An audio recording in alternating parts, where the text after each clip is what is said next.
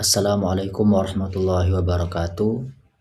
Perkenalkan saya Aziz Putra Pratama. Saya mahasiswa dari Universitas Terbuka Palembang. Pada video kali ini, saya akan membuat tugas video yaitu filsafat ilmu dan pendidikan. Pada tugas video kali ini, judul yang akan kita bahas pada kali ini yaitu terkait prisma dan tenunan simbiosis filsafat ilmu dan pendidikan. Membedah hubungan timbal balik antara pemikiran fundamental dan praktik pedagogi kontekstual. Baik, kita masuk ke pembahasannya. Filsafat ke pendidikan memberikan fondasi, arah dan justifikasi rasional untuk praktik pendidikan. Pendidikan ke filsafat menguji, menantang dan memperluas teori filosofis melalui realitas empiris di lapangan. Fungsi pengawasan dan penguatan filsafat dalam ilmu pendidikan. Fungsi pengawasan dan penguatan filsafat terbagi menjadi 3. Ada ontologi, eksistensi, ada epistemologi, keilmiahan, dan lalu aksiologi, nilai-nilai. Yang pertama yaitu ontologi, yaitu filsafat yang menjaga agar pendidikan tidak kehilangan fokus pada hakikat manusia sebagai subjek yang berkembang, bukan objek mekanis. Lalu yang kedua, epistemologi, keilmiahan. Filsafat menetapkan standar metode investigasi pedagogi, memastikan teori pendidikan dibangun atas dasar penalaran yang logis dan valid. Lalu yang ketiga, aksiologi, nilai-nilai. Filsafat mengarahkan tujuan akhir pendidikan menuju kebajikan etis dan etetis, mencegah pendidikan menjadi alat dehumanisasi. Baik, yang selanjutnya yaitu realitas pendidikan memperkaya filsafat.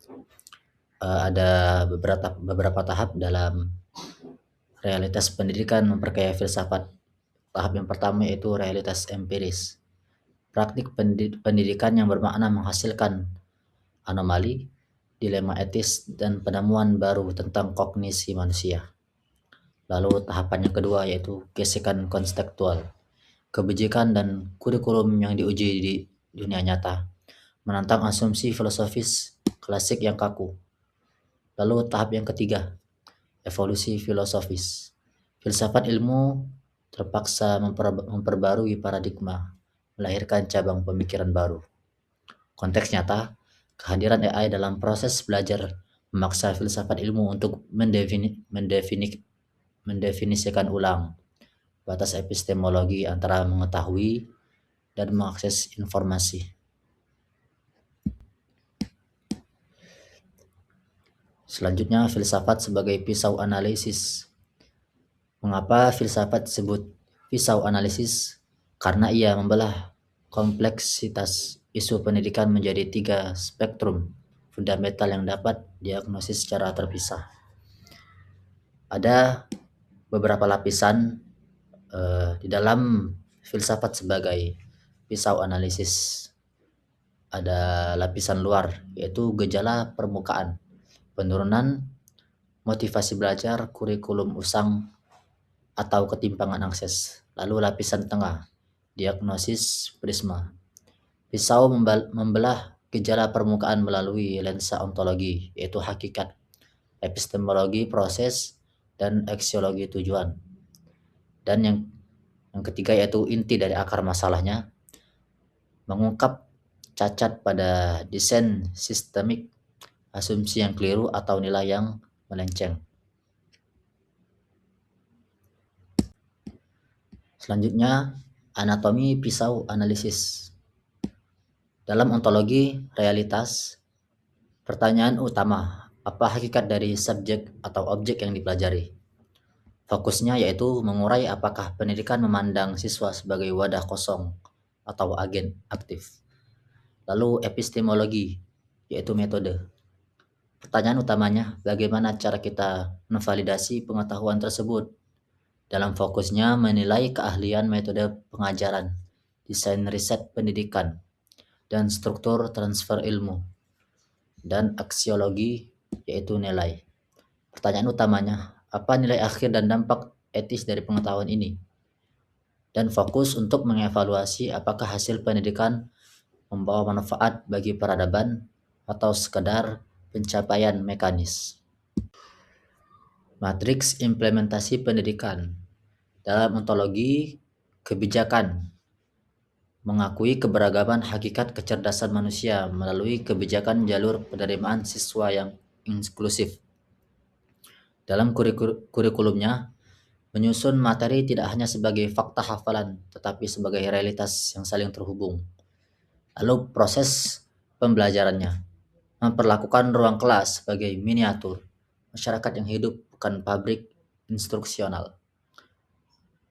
Epistemologi di dalam kebijakannya mendasarkan regulasi pendidikan pada data riset pedagogisis yang teruji. Lalu kurikulum merancang alur pembelajaran berbasis penemuan dari observasi ke hipotesis. Dalam proses pembelajarannya menggeser metode ceramah menjadi pembelajaran berbasis masalah untuk memvalidasi pengetahuan. Yang terakhir, aksiologi. Dalam kebijakan mengalokasikan anggaran untuk mengurangi kesenjangan digital demi keadilan akses. Dalam kurikulum memasukkan pendidikan karakter dan etika profesi ke dalam mata pembelajaran inti. Dan dalam proses pembelajarannya mengevaluasi siswa tidak hanya dari skor akhir, tetapi dari kolaborasi dan integritas akademiknya. Fokus resolusi kebijakan nilai. Konteks nyata kebijakan zonasi sekolah. Masalah awal, ketimpangan kualitas sekolah favorit versus non-favorit. Piksau aksiologi, apa nilai keadilan tertinggi dalam sistem pendidikan publik? Keputusan kebijakan zonasi dirumuskan dengan landasan aksiologis pemerataan, egalitarianisme, memprioritaskan hak setiap anak atas pendidikan yang setara di atas hak prerogatif berdasarkan kompetisi nilai murni. Fokus resolusi kurikulum validasi. Konteks nyata, transisi ke kurikulum berbasis proyek. Masalah awalnya, siswa pasif dan tidak mampu mengaplikasikan teori ke masalah nyata. Pisau epistemologi, bagaimana pengetahuan diskonstruksi secara sah. Pengetahuan tidak ditransfer secara pasif melainkan dikonstruksi melalui pengalaman empiris. Lalu keputusan, desain kurikulum diubah menjadi project-based learning, di mana validasi pengetahuan terjadi melalui eksperimen langsung dan penciptaan produk bukan sekedar menjawab soal pilihan ganda. Lalu fokus resolusi realitas kelas. Konteks nyata integrasi kecerdasan buatan atau AI di ruang kelas. Masalah awal, AI dapat mengerjakan esai dan ujian siswa dan mengancam integritas belajar. Lalu pisau ontologi, apa hakikat belajar bagi manusia di era AI? Belajar bukan lagi sekedar memproduksi teks yang dapat dilakukan mesin, melainkan melatih nalar kritis dan empati. Dan keputusannya, proses pembelajaran difokuskan pada dialog sokratik, debat langsung, dan sintesis reflektif, mengembalikan eksistensi kelas sebagai ruang interaksi otentik manusia. Lalu ke pembahasan terakhir yaitu ekosistem pemikiran kontekstual.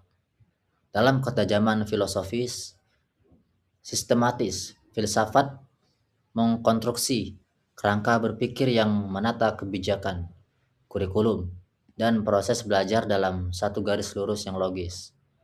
Lalu ada praktik pedagogis reflektif.